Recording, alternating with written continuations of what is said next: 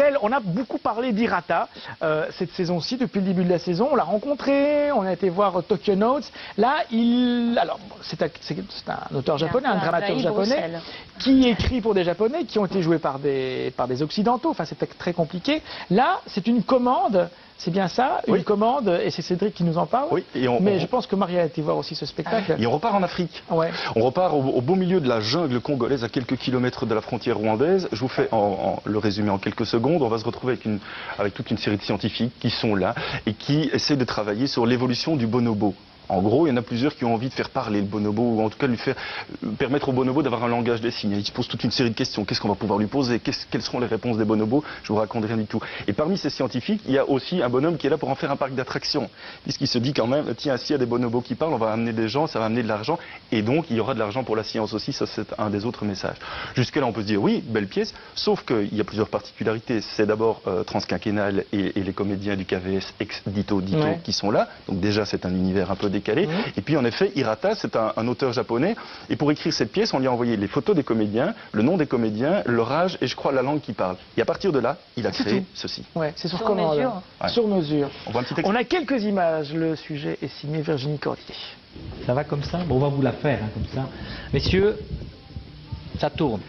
Bon, ben ce sont des scientifiques qui se croisent dans un laboratoire de recherche sur les bonobos au Congo, près de la frontière rwandaise. Et il y a un nouveau. Mijn naam is Guider Mul. Ik ben hier op aanbeveling van professor Takamura van de Universiteit van Kyoto. Pendant un an, je suis venu en Belgique.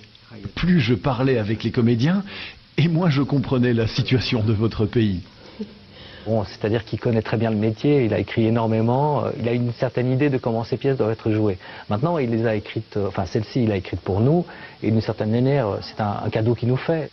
Moi, je suis de l'extérieur, ik ben helemaal niet op de hoogte. Ik zal iemand gaan halen. Ah, ja. En fait, il a fait le tour du monde en vélo quand il avait 16 ans, il est venu en Belgique aussi, et donc il connaît suffisamment les choses pour savoir ce que ça peut représenter comme charge. J'ai envie de dire à la fois les Flamands et les Wallons, mais aussi au Congo et tout ce que ça représente. Willy Thomas, sociolinguïstique. Oh. Mijn echtgenoot. Ah, aangenaam. En de professeur? Au laboratoire, je pense. Ah. Le fait d'avoir deux langues, ça rend les choses beaucoup plus complexes. J'ai pas envie de dire compliqué, mais complexe. C'est-à-dire qu'on a besoin de plus d'écoute aussi entre les communautés.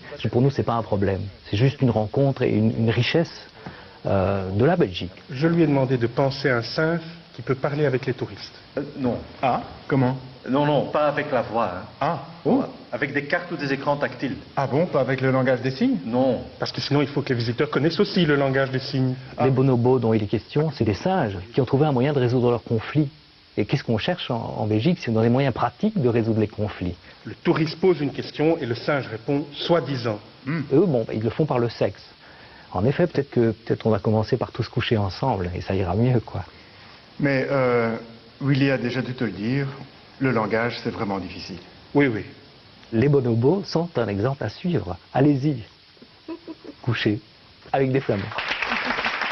Voilà, savoir, c'est au KVS, c'est jusqu'au 19 avril, vous les connaissez bien, et Transquinquennal et Hirata aussi, enfin en tout cas son univers. Hirata en tout cas, comme on dit, il a envahi Bruxelles avec toute sa nouvelle... C'est le troisième projet qu'on voit depuis et moi le début je de la dirais saison. que là on est vraiment au sommet. Moi, j'ai eu l'impression que c'était un crescendo et que là il y avait un travail avec les comédiens où ce texte qui n'est pas du tout évident arrive vraiment à être... Ce que disait Sophie est intéressant, il y a non seulement le texte mais les silences. Il travaille justement avec le quotidien, enfin, d'après ce qu'il disait aussi, les silences, le quotidien, sa langue très contemporaine, et puis son regard peut-être plus imagé d'Asie, et donc qu'on connaît moins et qui, en tout cas en tant qu'artiste belge, nous fait fantasmer. Mais il met ça dans le quotidien, dans des lieux publics, beaucoup de ses pièces, comme celle que Xavier Likomski a montée. Incroyable. Dans un musée. Il y a une question de regard. Dans l'exposition dont on parle au musée d'Ixelles, c'est un regard de noirs sur les blancs qui ont un regard sur les noirs. Ici, c'est finalement un dramaturge japonais qui écrit, qui a donc son regard et qui écrit pour encore un regard occidental sur l'Afrique. Et qui a bien compris aussi les particularités belges, puisque le spectacle est en deux langues aussi, et c'est pas du tout un problème. Il y a de toute façon des sous-titres, c'est pas du tout un problème, c'est même une richesse vraiment dans les interprétations. Ça, c'est une première chose. Il faut aussi rentrer quelque part quand même une réserve. Il faut pouvoir rentrer dans l'univers d'Hirata. Parce qu'on pourrait très bien se dire en sortant de la pièce, Qu'est-ce que j'ai vu là, hein? J'ai vu des gens qui parlaient, une petite conversation. Il n'y a pas d'histoire, réellement, fondamentalement, il n'y a pas vraiment d'histoire. Il y a des gens qui, voilà, ils lancent une petite idée, puis il y a des silences. Certains diront aussi qu'il y a du surjeu. Moi, à un certain moment, je me disais ça, et puis à un moment, je suis vraiment rentré dans cet univers. Ouais. Et finalement, ça devient une super pièce à découvrir, parce qu'en effet, il y a un hyper-réalisme là-dedans.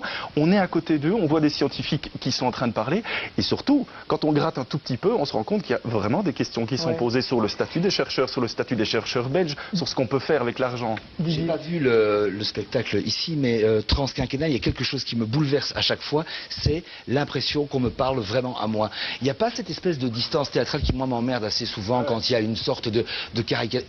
Ces gars sont justes. Et moi, c'est quelque chose. Mais c'est ce que vous essayez de faire aussi dans Bob Jésus. C'est vrai qu'à un moment donné, vous partez et vous quittez la scène pendant 1 minute, 1 minute 30, en laissant une musique ou bien en allant vous laver les cheveux, puis voilà. Il y a une espèce de quotidien que vous installez là-dedans. J'aime le travail avec Sophia aussi pour ça, parce que j'ai l'impression de parler et de ne pas dire un texte. Et ça, c'est quelque chose. Voilà, quand je vais au théâtre et que je sens cette espèce de distance placée par un comédien par rapport au jeu ou à la caricature, ça me dérange. Alors, dirigé par Sophia, j'espère être arrivé au fantasme ultime du comédien qui est en moi. Et c'est vrai ce qu'il y a aussi de marquant, c'est que quand on rentre dans la scène, il y a déjà certains comédiens qui sont présents et ils discutent.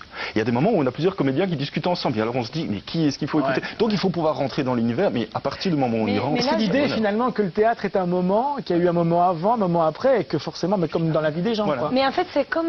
Ça ressemble tellement à la vérité que parfois on peut s'imaginer que c'est la réalité, mais c'est pas. Et il y a tout ce travail. Moi, j'ai vraiment beaucoup apprécié la dramaturgie. C'était Sarah Janssen qui a fait un travail avec la langue qui n'était pas du tout évident à traduire et à faire approprier par les comédiens. Et là, à un moment, pour moi, c'était un festival, une célébration des moments où l'homme est ridicule. Et Hirata a trouvé tous ces moments de notre vie qu'on va reconnaître, où on est ridicule, on se tait, à la limite on rougit. Et ça, je trouvais que c'était magnifique, c'était d'une poésie. Non mais c'est vrai qu'il y a une vraie poésie grâce aux deux langues aussi. Il y a des moments où on ne rirait pas ou on n'aurait pas la même interrogation si tout était en français et tout en néerlandais. Et d'ailleurs le titre est dans les deux langues, c'est Inet Boss dans les bois, c'est au KVS, c'est jusqu'au 19 avril, www.transquinquennal.be pour avoir toutes les informations. Merci à tous nos invités, merci à